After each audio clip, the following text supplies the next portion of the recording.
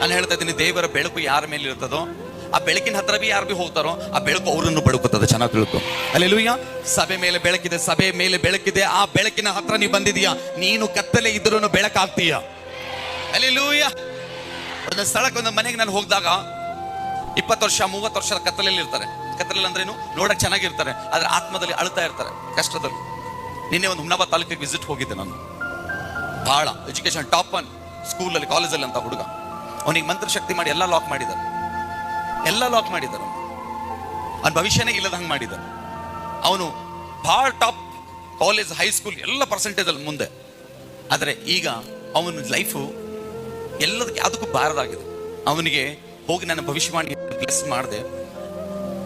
ಅವ್ರ ಮನೆ ಒಳಗಡೆಯಿಂದ ಕೆಲವು ವರ್ಷಗಳಿಂದ ಅಟ್ಯಾಕ್ ಮಾಡಿದ ಆತ್ಮಗಳು ಅವು ಹೇಳ್ತಾ ಇದ್ದವು, ನೀನು ಬರ್ತಿರ್ಲಿಲ್ಲ, ಇವ್ರ ಮನೆಗೆ ನೀನು ಕಾಲಿಡ್ತಾ ಇರ್ಲಿಲ್ಲ, ನಾನು ಇವ್ರ ಮನೆ ಇನ್ನೂ ಕತ್ತಲು ಮಾಡಬೇಕು.